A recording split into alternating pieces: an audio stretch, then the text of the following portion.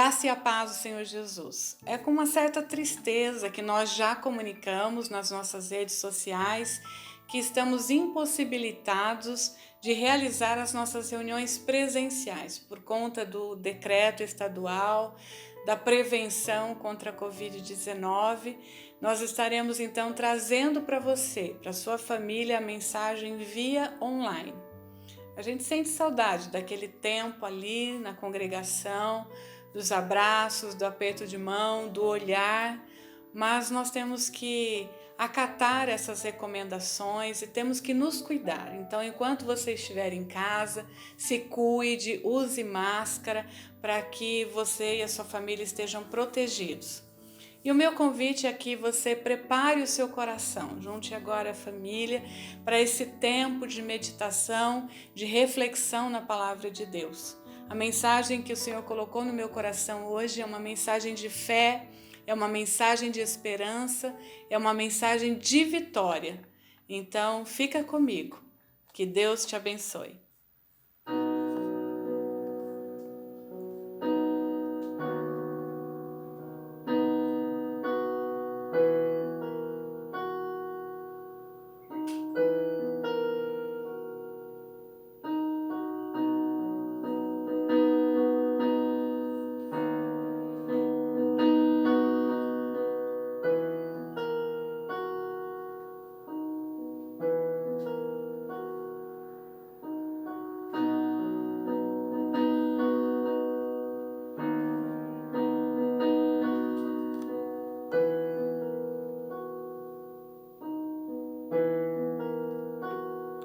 Pai, em nome de Jesus, nós pedimos que o Senhor venha nesta noite com a Tua presença santa sobre nós, invadindo os nossos corações com a Tua palavra que é poder, Tua palavra que restaura, que cura, Senhor.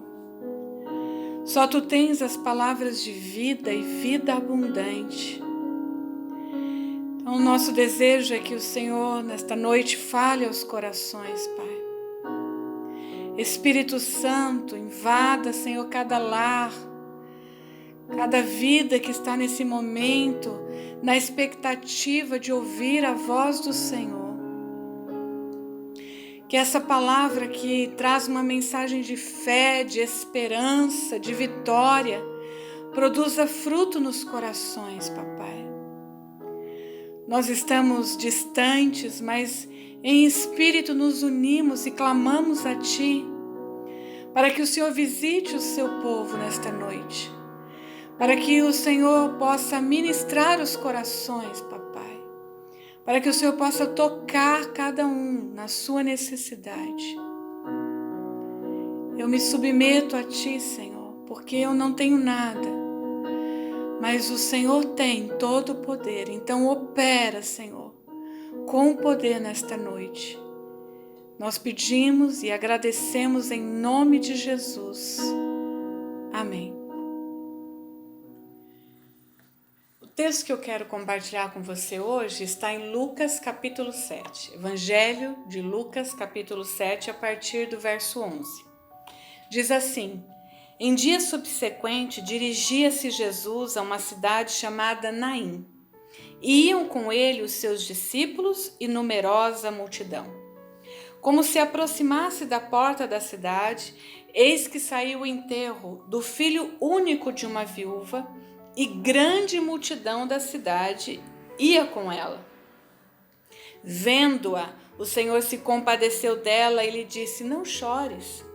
Chegando-se, tocou o esquife e, parando os que o conduziam, disse: jovem, eu te mando, levanta-te. Sentou-se o que estivera morto e passou a falar, e Jesus o restituiu à sua mãe. Todos ficaram possuídos de temor e glorificavam a Deus, dizendo: grande profeta se levantou entre nós e Deus visitou o seu povo. Esta notícia a respeito dele divulgou-se por toda a Judéia e por toda a circunvizinhança. Esse é um dos milagres mais surpreendentes de Jesus. E somente Lucas conta essa história entre os evangelhos. Nos versículos anteriores do capítulo 7, Lucas conta a cura do servo do centurião, que já estava bem doente.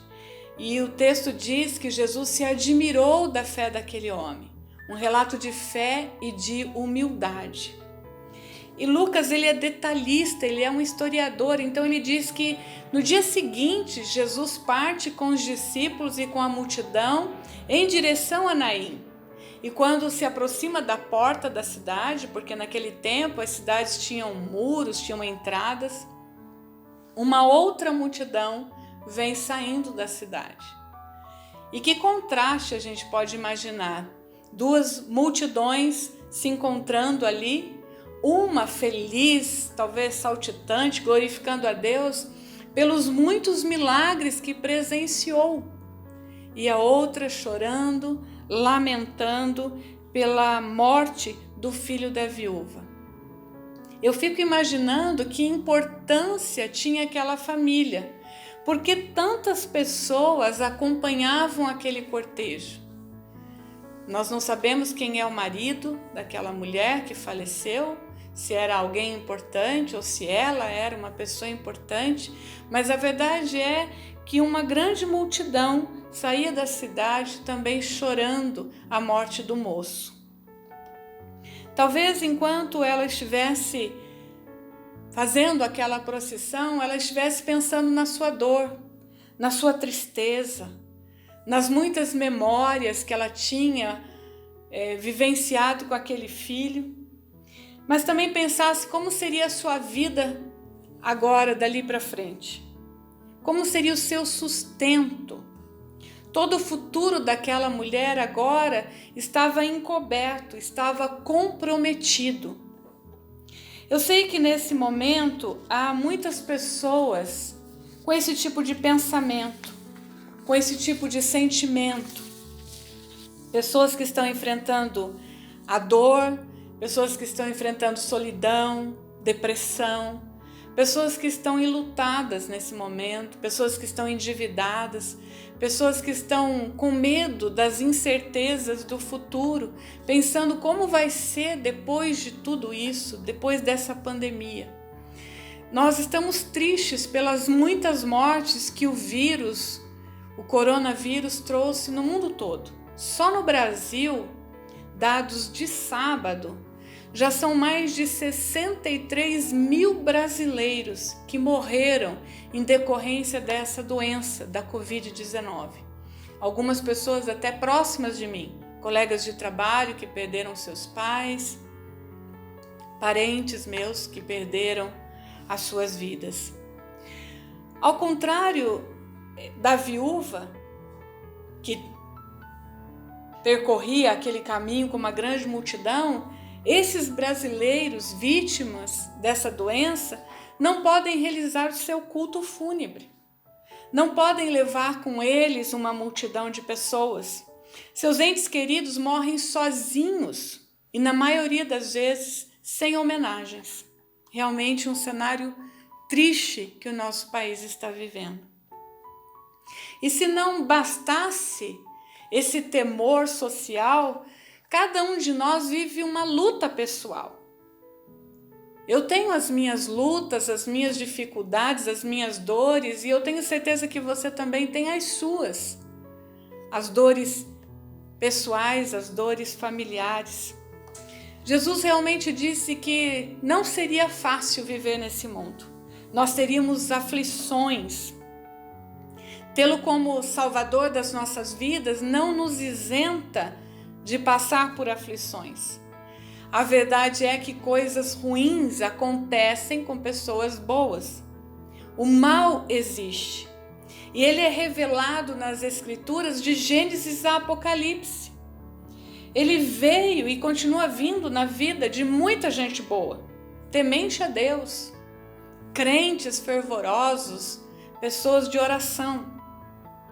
Cada história bíblica traz em si um relato de aflições. Se você for acompanhar, vou citar alguns. Jó viu a morte, perdeu filhos, enfrentou a enfermidade, a rejeição. Abraão teve que sair da sua terra, deixar a sua parentela para trás e caminhar como peregrino. A viúva ficou endividada e temeu correr o risco de perder os seus filhos como escravos. Ana sofreu com a esterilidade, sofreu o escárnio da sua rival. José foi traído pelos seus irmãos, esquecido na prisão. Ruth perdeu o marido, enfrentou fome. Esther foi tirada da sua casa, viu seu povo sofrer. Daniel sofreu com a inveja de alguns homens gananciosos e foi jogado na cova dos leões. Seus amigos na fornalha de fogo. Neemias viu a destruição da sua terra natal. E até aqui só citei alguns do Antigo Testamento. As histórias no Novo Testamento não são diferentes. Jesus vem ao encontro daquele que está sofrendo. Vem ao encontro do pobre, vem ao encontro do marginalizado, vem ao encontro do discriminado, vem ao encontro daquele que está perdido, daquele que está sofrendo. E eu pergunto, qual é a sua história? Qual é o seu drama? Qual é a sua aflição neste momento? É o seu casamento falido? É o seu marido que te despreza e te agride? São as suas finanças no vermelho? É o parente doente? É uma enfermidade que a medicina diz que não tem cura? Você é essa pessoa que não está vendo perspectiva no futuro? O que cada uma dessas histórias na Bíblia relatam e tem em comum não é somente a dor, mas o fato de que Deus interveio em todas as circunstâncias. O que cada história traz para nós é o relato de um Deus que se compadece, de um Deus que não abandona, que apesar de nós passarmos por tempestades e enfrentarmos tribulações, nós temos sempre a esperança de que Ele virá no momento certo em nosso socorro. Deus curou a enfermidade, Deus libertou da prisão, Deus sanou dívidas, Deus restaurou relacionamentos, Deus abriu portas, Deus trouxe esperança. E por meio de Jesus, Deus continua fazendo milagres. Jesus curou cegos, Jesus curou enfermos, leprosos e Jesus ressuscitou mortos. Ele ressuscitou o filho dessa viúva. Porque com Jesus nenhum mal é para sempre. Com Jesus, todo mal é uma oportunidade para o agir de Deus. Naquela estrada, Jesus apareceu e mudou a história da viúva para sempre. Eu quero lembrar você que Deus continua agindo na história. Nenhum mal dura para sempre. Deus continua tendo controle da história, da minha história, da sua história. Então, nessa história da viúva, nesse relato que Lucas nos traz, eu quero refletir com você 3 atitudes de Jesus. 3 atitudes que nos enchem de fé e esperança, porque essas 3 atitudes que mudaram a vida daquela viúva também pode mudar a sua história hoje, também pode mudar a minha história. A primeira atitude de Jesus é que ele vê e se compadece. O texto diz, vendo-a, quando Jesus a viu, o Senhor se compadeceu dela e disse, não chores. Jesus se moveu de íntima compaixão por ela. O olhar de Jesus é um olhar profundo, seus olhos veem muito mais além. Jesus entendeu a sua dor. Jesus entendeu a história e a necessidade daquela viúva. Por diversas vezes nós lemos nos evangelhos que Jesus teve compaixão das multidões, mas também das pessoas que sofriam. Ao ver o homem leproso padecendo no seu sofrimento, Marcos diz que Jesus ficou profundamente compadecido. Isso está em Marcos capítulo 1, verso 41. Ele mostrou também a sua compaixão quando viu Marta e Maria lamentando a morte de Lázaro. João escreve: agitou-se no espírito e comoveu-se. E nós sabemos então que Jesus chorou a morte de Lázaro. Mesmo com toda a sua grandeza e majestade, Jesus escolheu se humilhar. Jesus escolheu vir até nós para nos resgatar do nosso sofrimento, para nos tirar dessa vida de mazelas. Eu quero que você pense nisso. Ele vê o seu sofrimento, ele se compadece de você, como ele olhou para aquela viúva que vinha lamentando a morte do seu filho, que vinha lamentando o seu próprio futuro. Jesus olha também para a sua necessidade. E assim como Jesus se compadeceu dela, eu tenho certeza, Jesus se compadece de nós. A segunda atitude de Jesus é que Jesus não apenas olha, Jesus não apenas se compadece, mas Jesus age em nosso favor. Então, em segundo lugar, Jesus toca com o poder. Jesus vence a morte. Essa história é uma história de vitória sobre a morte. O texto diz: chegando-se, tocou o esquife e, parando os que o conduziam, disse: jovem, eu te mando, levanta-te.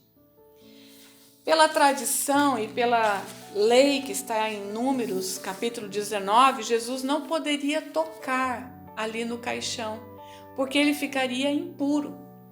Mas nós sabemos que Jesus, ele não se prende às leis, porque mais importante é a vida humana.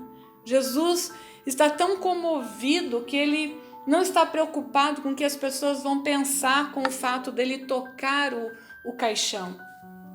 Ele também não toca simplesmente no ombro da mulher e diz: não chores, para consolar, como as muitas pessoas devem ter feito desde o momento da morte do filho e também durante o percurso daquele enterro. Quantas e quantas pessoas provavelmente chegaram para consolar aquela mulher, tocando nos seus ombros, dizendo para ela: não chore. Mas o toque de Jesus, a palavra de Jesus é uma palavra com poder. É uma palavra que traz consolo, mas é uma palavra que traz milagre também. Esse é o primeiro milagre dessa natureza que Jesus, no ministério de Jesus, enquanto ele estava aqui na terra. Isso mostra que, por mais que nós não entendamos algumas situações e circunstâncias, nada foge ao controle de Deus. Ele é o Senhor da vida, ele é o Senhor da morte. Conforme Apocalipse capítulo 1, versos 17 e 18, que diz assim: quando o vi, caí a seus pés como morto. É João falando. Porém ele pôs sobre mim a mão direita, dizendo: não temas, eu sou o primeiro e o último, aquele que vive. Estive morto, mas eis que estou vivo pelos séculos dos séculos e tenho as chaves da morte e do inferno. Jesus tem as chaves da morte e do inferno. Jesus venceu a morte. E porque ele tem todo o poder, ao tocar naquele caixão, ao dizer para aquele jovem: levanta-te, a palavra sai com poder e com autoridade. Nem a morte pode resistir à palavra de Jesus. A Bíblia registra que traziam os enfermos até Jesus para que ele os tocasse. Olha o que diz Mateus 14:36. E lhe rogavam que ao menos pudessem tocar na orla da sua veste. E todos os que tocaram ficaram sãos, ficaram curados. Lembra daquela mulher que sofria há 12 anos com hemorragia? Ela acreditou nisso. Ela acreditou que um toque podia mudar tudo. Eu imagino ela pensando: talvez eu não consiga me aproximar para que ele me veja. Talvez eu não consiga que ele me toque. Ainda assim, eu creio que um toque pode mudar tudo. Ela alcançou o poder de Jesus e foi curada ao tocar nas suas vestes. eu quero lembrar você que o toque de Jesus cura qualquer ferida. O toque de Jesus cura qualquer enfermidade. O toque de Jesus cura o nosso interior. O toque de Jesus muda a nossa história. O toque de Jesus faz aquilo que está morto, seco, ressuscitar, reviver. Jesus traz vida onde não há mais nenhuma vida, porque Ele tem todo o poder. Em terceiro lugar, ou uma terceira atitude de Jesus. Então Jesus vê aquela mulher e se compadece. Jesus toca com poder na ferida, toca na morte, toca na doença e traz a vida. E agora Jesus restitui aquilo que havia sido perdido. O texto diz: sentou-se o que estivera morto. O moço então sentou e passou a falar. E Jesus o restituiu à sua mãe. Que coisa incrível! Imagino o semblante daquelas pessoas. Já não choravam mais, com certeza. Jesus interveio exatamente no momento em que todos achavam que seria o fim. Quantas pessoas? Essa semana estava aconselhando uma pessoa e ela disse: eu não vejo saída. Parece que tudo está escuro ao meu redor. Eu não tenho marido, eu perdi filho, eu não tenho emprego, eu estou desesperada. Eu quero dizer para essa pessoa, ou para você que tem essa situação, Jesus vem sempre na hora certa. Parece para nós, às vezes, que demora um pouco, mas Jesus não está deixando de ver. Jesus não está deixando de se comover. Jesus não está deixando de tocar ao nosso redor, de cessar os ventos. E no tempo certo, Ele vai restituir tudo que você tem perdido.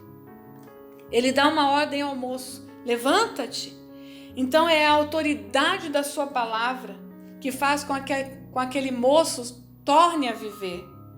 E ele o entrega de volta à sua mãe. Literalmente, no original, ele deu à sua mãe. A palavra restituir, que está nessa versão Almeida atualizada, significa fazer voltar ou retornar, mandar de volta, efetuar a devolução daquilo que foi perdido ou tomado. Então Jesus toma das trevas, toma da morte aquela vida e devolve para a mãe, devolve a vida ao moço e devolve o filho à sua mãe. Jesus não devolve apenas o filho àquela mãe, mas ele traz de volta a esperança, ele traz de volta a alegria. Olha o que está em Jó, capítulo 33, verso 26. Ele ora a Deus e recebe o seu favor. Vê o rosto de Deus e dá gritos de alegria, e Deus lhe restitui a condição de justo. Provavelmente aquelas pessoas que estavam ali seguindo o cortejo fúnebre, o enterro, tinham seus semblantes caídos, tristes, cheios de lamento. Mas ver o milagre de Jesus é como ver o rosto de Deus, é ver a glória de Deus se manifestando no meio do povo. E é por isso que eles dizem: Deus visitou o seu povo. Eles agora recebem do próprio Deus a restituição da alegria.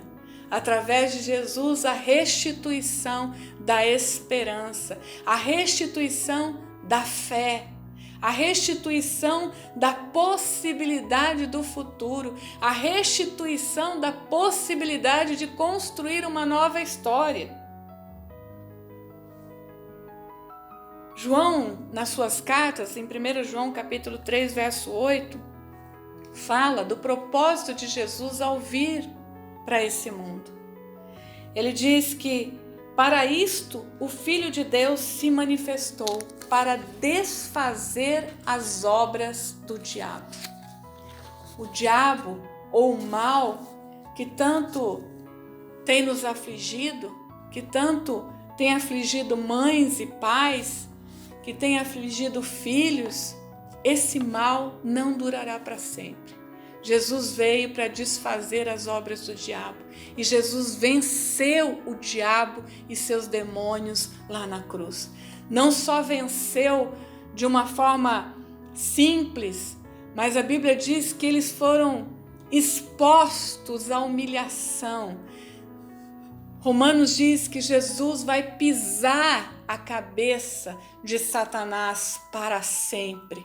Nós precisamos, como cristãos, ter os nossos olhos para essa perspectiva da eternidade, de um tempo em que todo mal cessará, de um tempo em que não haverá mais choro, nem dor, nem sofrimento algum.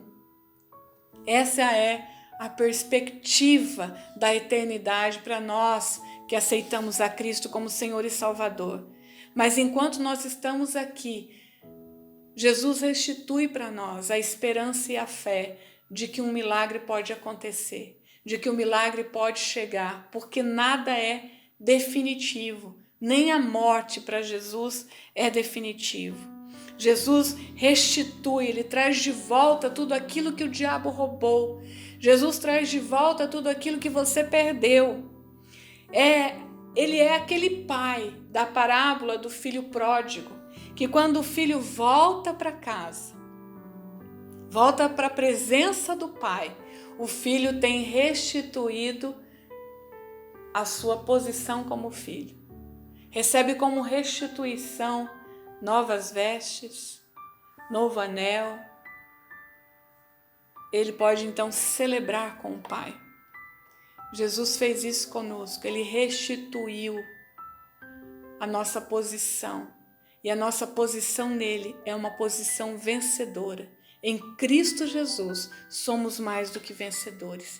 Então eu quero concluir lembrando você que todos se maravilharam, glorificaram a Deus pelo milagre e disseram: Deus visitou, ou no original é Deus veio salvar o seu povo. O milagre de Jesus não foi só para aquela viúva, através do seu filho, que estava morto e reviveu. O milagre também alcançou as pessoas ao redor. Jesus vê e se compadece. Jesus toca com poder e Jesus restitui o que havia perdido. Em nome de Jesus, que essa mensagem possa provocar essa reação em você, de que todo lamento se finda, de que toda a incerteza possa se findar, porque nós cremos num Deus vivo, num Deus que vem ao encontro daquele que está sofrendo e restitui a alegria, a esperança, restitui a vida abundante. Vamos orar? Deus, obrigada por essa palavra que nos anima, que nos revigora, que nos aviva, Senhor.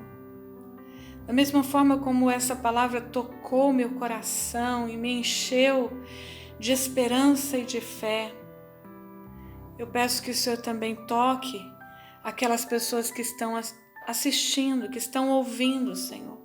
Sejam tocadas por essa mensagem de poder e de vitória. O mundo está mudando, mas o Senhor não muda.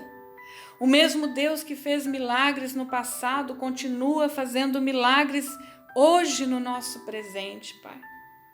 O mesmo Jesus que andou sobre a terra continua à direita do Pai intercedendo por nós. E é no seu nome, no nome de Jesus, que a palavra tem todo o poder para produzir nesta noite, em cada vida, em cada coração, em cada lar, um milagre para a glória do teu nome, Senhor. Como o texto diz, Deus visitou o povo, Deus veio salvar o povo. Pai, visita o teu povo, Senhor. Visita o teu povo em nome de Jesus. Tira a tristeza e restitui a alegria. Pai, cura a enfermidade e restitui a saúde. Senhor, trabalha nos relacionamentos e restitui a harmonia do lar. Senhor, restitui o casamento, a alegria, Senhor, como naquela festa onde o Senhor transformou água em vinho. Senhor, restitui, Senhor, as finanças, aquilo que foi tirado, aquilo que foi levado pelo devorador, Pai. Restitui a fé daquele que está desanimado, que está desesperançoso, Senhor, em nome de Jesus. Restitui, Senhor, nesta noite, ó Papai, cada uma das necessidades, sejam elas materiais, emocionais, espirituais, porque eu creio que Tu podes fazer no poder da Tua palavra. Toca, Senhor, vidas nesta noite. Nós cremos como aquela mulher, Senhor, que sofria com a hemorragia. Nós queremos Te tocar pela fé, Senhor. Nós queremos Te tocar e alcançar o poder que precisamos para mudar as nossas vidas, para mudar a nossa história, Senhor. Visita aqueles que estão, Senhor, enlutados porque perderam familiares. Visita aqueles que estão enfermos, Senhor, porque estão sofrendo com essa enfermidade. Em nome de Jesus, Senhor, opera com poder, Papai, opera com poder. Salva aquele que está perdido, salva aquele que está, Senhor, pensando em morte. Senhor, nós repreendemos todo espírito de morte, todo pensamento de suicídio, Senhor. Opera, Senhor, nesses corações. Opera na alma abatida, Senhor. Na alma, Senhor, seca, Papai. Na terra seca e frutifica, Senhor. Oh, Papai, por um milagre Teu, frutifica e faz renascer. Faz reviver, Senhor. Como a profecia sobre o vale de ossos secos traz vida novamente, Senhor. Vida espiritual, Papai, vida emocional. Eu clamo a Ti, Senhor, em nome de Jesus, para que o Senhor cruze o nosso caminho, o caminho dessas pessoas que estão ouvindo, assistindo pela internet, Papai. Que o Senhor toque, que o Senhor tenha compaixão e que o milagre aconteça para a glória do Teu nome. Nós oramos assim, agradecidos. Em nome de Jesus. Amém. Que Deus continue abençoando você, sua família, sua casa. Que seja uma semana vitoriosa.